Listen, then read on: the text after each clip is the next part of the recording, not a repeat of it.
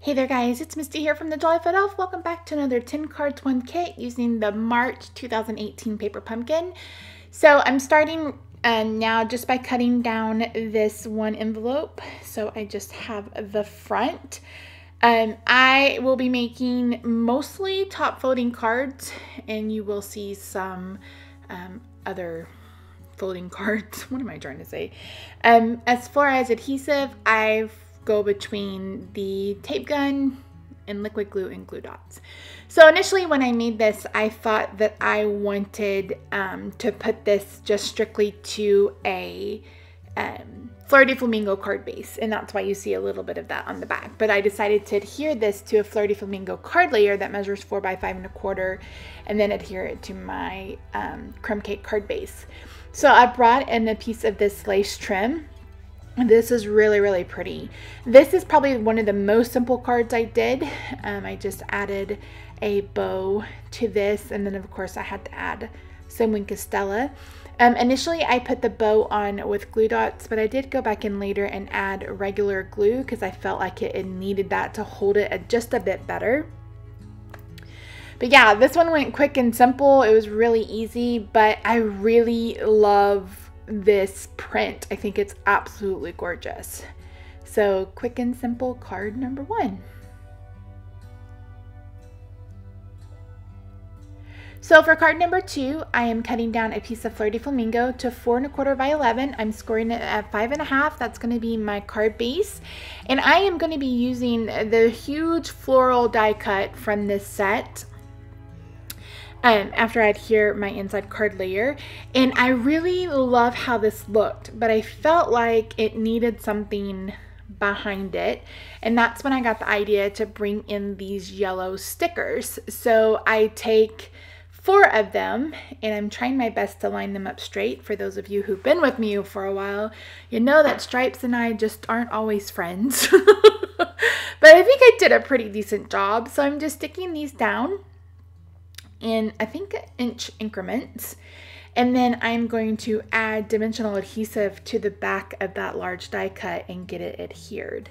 Again, another quick and simple card that was really impactful, and you'll see throughout both days that each of these cards has its own kind of personality and is very versatile. I tried this month to stay as close to the kit as I could. I didn't bring in an extra stamp set. I did bring in just a little bit of pattern paper and ribbon in tomorrow's video, but for the most part I stayed true to the kit.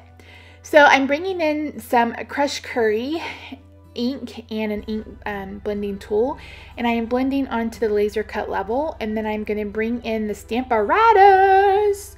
So as you can see, there are magnets on the bottom, and I will do a more in-depth video on this once it gets closer to the annual catalog launching, because unless you reserved it, you don't have access to it. But I will say that I really, really love it. I love that magnet. The strength is fantastic, and I only had to use one, and I didn't have to worry about anything shifting around. So you'll see that I'm going to bring in some StazOn ink, and this was a fail. My ink pad obviously needs to be re-inked because like nothing showed up. So I went ahead and just brought in my VersaFine Onyx black ink. This is my favorite black ink of all time. Now, it's not one that Stampin' Up! Uses, so it's kind of contraband, but I'm gonna bring it in. Oh, and before I forget, I was swatching lipstick and lip gloss. I bought some $1 lipsticks and lip gloss on my left hand. It wouldn't come off. It actually didn't come off until like last night, and I was literally scrubbing it with a makeup remover. So to finish this out, I'm going to add a couple of the large powder pink pearls, and that's it for card number 2. I did add a little Wink of Stella to the flowers, but you had to know that was coming. So for card number 3, I'm going to cut down one of these card bases and just use the card front. And then I'm going to adhere this beautiful rose pattern to the front. I really hope this is a pattern that we see in the annual catalog in colors and neutrals. I mean, I would be fine with a whole set of neutrals. Now, disregard this ribbon. I put it on and I ended up not keeping it. But I did this backwards anyway.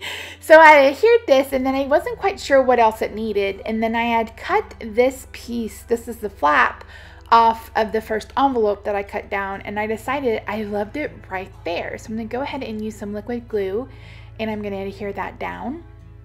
And again, if hindsight's 2020, and I would have done this step first before adhering the ribbon. But again, I ended up losing the ribbon.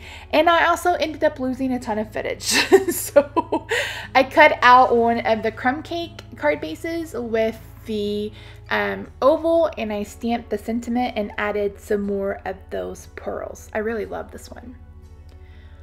Card number 4, I did some work ahead of time. I have a Nat of Navy card base, and then I used the 3 largest stitched circles from the stitch shape framelits to cut out another one of those envelopes. I love these roses. They're so pretty.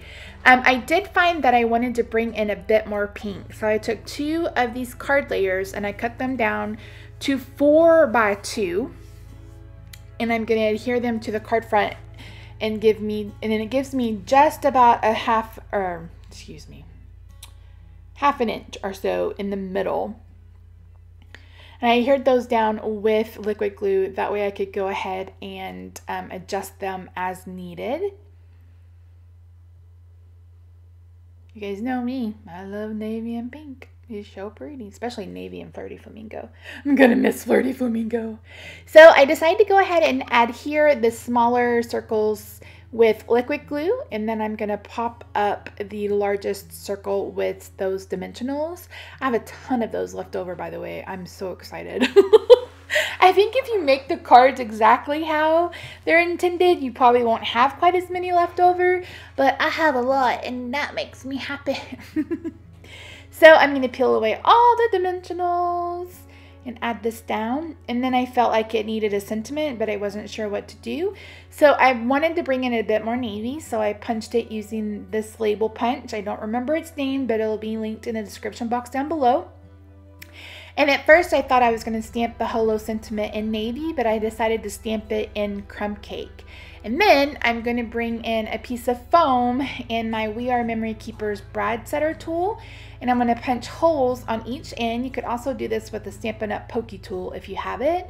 I think it's called paper piercer, but I think most of us call it pokey tool.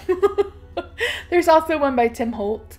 What I love about this one is at the top, and it's hard to see here, it's kind of curved and you can use it to put down the brad arms. Is that what they're called? You can see that at the top, see?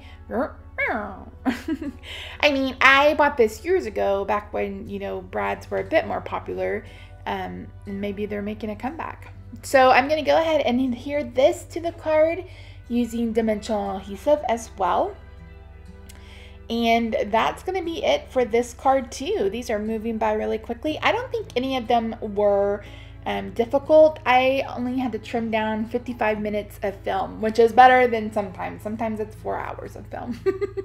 So for the final card, I knew I wanted to use these flower die cuts and one of the wood veneers on this paper. This is one of the other envelopes and I've cut it down, but I decided I needed something behind it. And at first I thought I was going to use this green, and when I cut it out, I decided it was just too bright and the leaves weren't standing out against it. So I just flipped it over and I am adhering some of the leaves and the flowers all with liquid glue.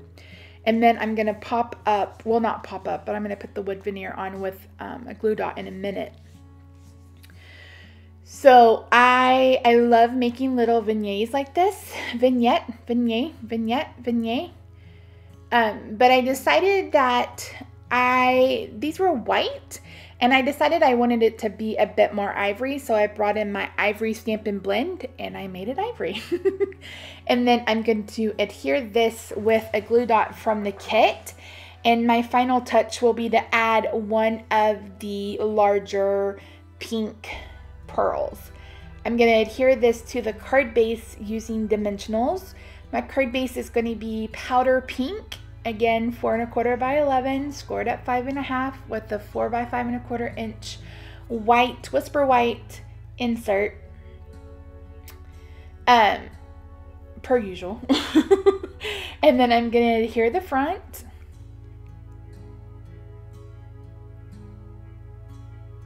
Like I said, I went kind of back and forth between liquid glue and tape runner. So I thought I wanted to add a sentiment, but I decided this is going to be another one of those cards where you can just add a sentiment or you can just write a message on the inside.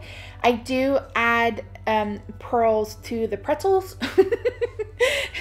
When I added the pearl, I'm like, oh, these look like pretzels. So this is going to be it. This is the last card for the first 5. That went by really, really quickly. I hope you enjoyed them. Let me know in the comments down below which one is your absolute favorite. I can't believe I made so many vintage cards in a row. But thank you guys so much for watching. And make sure you leave me a comment with your favorite. Get signed up for Paper Pumpkin. Don't forget, it is get your first 2 months for 50% off, or if you buy a prepaid subscription, it is you can earn a celebration item. Also, don't forget to get your purchase in for my perennial birthday kit that ends on the 31st. So head over to the blog post to see all these pictures up close and to find out more information. Thank you so much for joining me, guys. I will see you tomorrow. Bye for now.